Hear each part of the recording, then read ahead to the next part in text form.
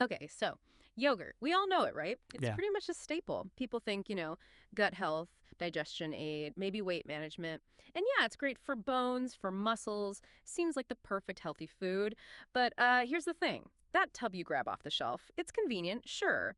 But sometimes there's a bit of a trade-off happening. We're talking about like hidden additives, maybe preservatives, and honestly, sometimes a lot of sugar you weren't expecting. It kind of chips away at those health benefits you thought you were getting. It's not like they're tricking you exactly, but you lose control, over what's actually going in your body. Exactly. And that's precisely where making your own yogurt comes in. It's not just an alternative. It's really about taking back that control. And the powerful thing is it's actually quite simple. You just need milk, regular milk works, or, soy milk if that's your preference, and a good yogurt starter powder. That's your base. And from there, you can customize it endlessly. Think about adding fresh berries, or maybe some nuts, or even something like Mackey berry powder, that superfood packed with antioxidants.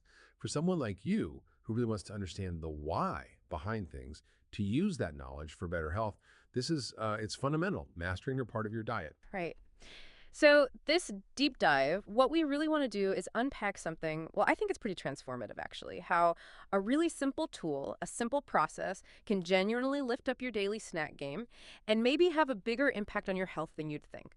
So, our mission, if you like, is to explore those maybe underestimated benefits of making yogurt yourself. We want to show you just how easy it actually is, seriously, and figure out who really gets the most out of this. Maybe you're tracking your diet, your fitness, or perhaps looking for low-calorie snacks maybe you're expecting, or have kids, and then, yeah, walk you through the actual tools, the little tips and tricks for getting it right every time. We'll cover some surprising facts, too, and answer those questions that probably pop up. Okay, let's dive into those benefits then, because it really does go beyond just being, a healthy snack. We hear gut health all the time, right?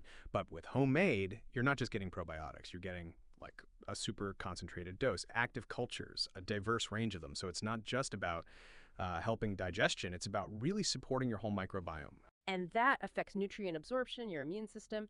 There are even links to mental well-being, which is fascinating. Plus, if you're sensitive to lactose, the fermentation process actually breaks a lot of that down. Makes it much easier to digest for many people. Exactly. And then there's the high protein, the calcium, great for bones, muscles. Some people even say it helps with clearer skin. But the real kicker, you decide how sweet it is. Or isn't. It's pure. You're in charge. And what really stands out when you make it yourself is the potency. That's the key word, I think. A lot of commercial yogurts, through processing or maybe all the added sugar, the active culture count might diminish, but your own batch, those beneficial bacteria, they really get a chance to thrive. And linking that to the practical side, the yogurt maker itself, that tool we mentioned, it becomes kind of central to getting these boosted benefits. You end up with zero additives, you have total sugar control, and honestly, it saves you quite a bit of money over time. It's just pure, powerful, and actually really convenient day to day. Okay, but let's be real. Nothing's perfect, right? There must be some downsides. I mean, yeah, you do have to clean the container and the lid. Okay, fair enough.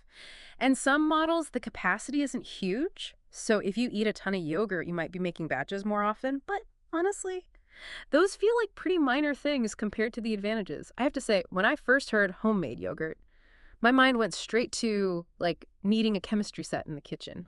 Yeah, it sounds intimidating. Totally. But learning how it actually works, it completely changed my view. So let's get practical. How do you actually do it?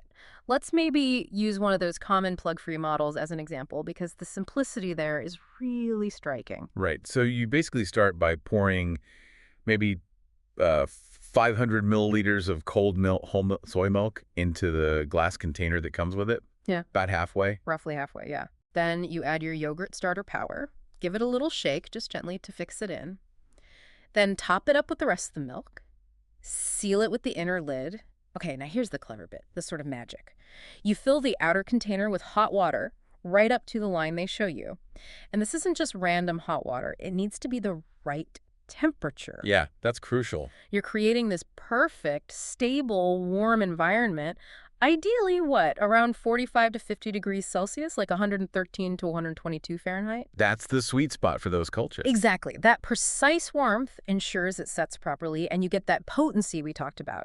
Then you just pop the inner jar inside, screw on the main outer lid nice and tight, and you just leave it. Yeah. Let it ferment until it's set. Usually takes, 6 to 12 hours? Somewhere in that range, yeah. Depends a bit on the starter and the ambient temperature. A lot of people find it easiest to just set it up before bed. Mm-hmm. And then, boom, in the morning, it's firm, ready to go in the fridge. And while we're talking about choices, a really common question is, okay, what's the deal with Greek yogurt versus regular yogurt?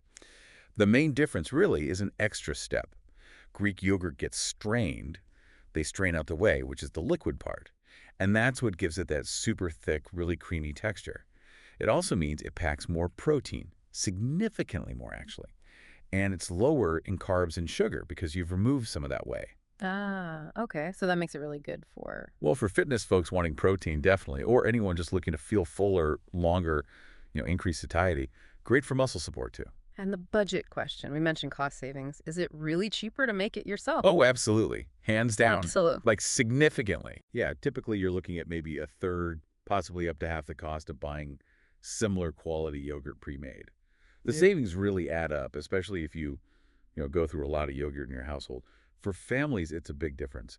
And linking back to health goals, like weight management, can yogurt actually help with that? Yes, it definitely can be a really useful tool. That high protein content we just mentioned, especially if you make it Greek style, plus its low glycemic index, it just helps you feel full and satisfied for longer. So less temptation to snack on other things. Exactly. And also fostering that healthy gut microbiome. There's growing evidence linking that to more efficient metabolism and just better weight regulation overall, which again is why controlling the added sugar like you do when you make it at home is such a powerful move. Right. So do you absolutely need a dedicated yogurt maker? Could you just, I don't know, use a rice cooker or something? Well, some people try alternatives, sure, but the issue is usually temperature control. Getting that consistent, precise temperature we talked about, that 45, 50 degree C range, is really key for getting a perfectly set, potent batch. It's tricky otherwise. Dedicated makers, like, the Iris models, or EZO, they're usually not super expensive, and they just provide that reliable, steady heat. Takes the guesswork out. That's interesting. And you mentioned iris models. Some of those can do more than just yogurt, right? Yeah, some are surprisingly versatile, particularly certain Iris ones. Mm-hmm. Because they're designed for that precise temperature control, you can actually use them to ferment other things, like certain types of simple cheese, or even natto. Natto, the fermented soybeans. That's the one. Highly nutritious Japanese dish. Or amazake, which is a sweet, non-alcoholic drink made from fermented rice. Wow, okay. So one little appliance can do quite a bit. If it's built for that controlled fermentation, yeah. Okay. Another practical question we always get. Yeah. How long does the homemade stuff actually last? Generally, you're looking at about 5 to 7 days kept in the fridge. Okay. But, and this is important, always trust your senses. If it smells off, even slightly, or you see any mold, obviously, or if there's a lot of watery separation happening, it's best to just play it safe and discard it. And being really careful with cleaning helps, I assume? Oh, definitely. Using meticulously clean jars, lids, spoons, everything that really helps maximize its shelf life and keeps it safe. And, sometimes things don't go quite right. A batch might not set perfectly. For example, if you're using, say, an EZO system and your yogurt comes out runny, the usual suspects are the water temperature being off, either too hot, which can kill the cultures, or too cold, so they don't activate properly. Right, back to that 45, 50 degrees. Exactly. Or maybe using starter powder that's past its best before date. Old starter won't be as effective. And even using tap water that's heavily chlorinated can sometimes inhibit the cultures. Ah, Yeah. interesting. So filtered or boiled and cooled water might be better. It can certainly help ensure those cultures really thrive, yeah? Clean, unchlorinated water is best. And this also kind of leads into thinking about what not to eat with your lovely homemade yogurt. Things like super sugary foods, really greasy fried stuff, or drinking very hot beverages right alongside it. They can potentially compromise those good bacteria or just irritate your digestion anyway. Okay, so let's just recap slightly. Is homemade yogurt healthy? I mean, fundamentally. Absolutely. Yes, it's pure. You control everything, sugar, ingredients. It's made with fresh milk, quality live cultures. It's basically taking a food that's already widely seen as healthy. And just making it even better, elevating it. Precisely. And what about that date on the store-bought tub? Can you, sneak an extra week past the Best Buy? Probably not the best idea. Not recommended. Even if it's unopened, the live cultures can diminish over time, or it could just start to spoil. For your homemade stuff, stick to that 5 to 7 day window in the fridge. That's your safest bet. And if we just sort of zoom out for a second, connect this to the bigger picture. Learning how to make something as basic, as fundamental as your own yogurt, it really does open up this whole realm of control over what you're consuming. It's not just about saving a bit of money or avoiding a few additives, although those are great. It's more about empowering yourself, through making informed choices, making sure you're actually getting the full active benefits from your food, and truly understanding what's going into your body. So, thinking about all this, what does it really mean for you listening right now? Maybe think about how mastering what seems like a simple process, making a perfect batch of yogurt, how that can actually shine a light on the impact of small details. Those little things like temperature, clean tools, how they affect your health, your well being. It makes you wonder, doesn't it? What other everyday foods could you maybe transform, bring them back to basics, back to their purest, most beneficial form, something to chew on?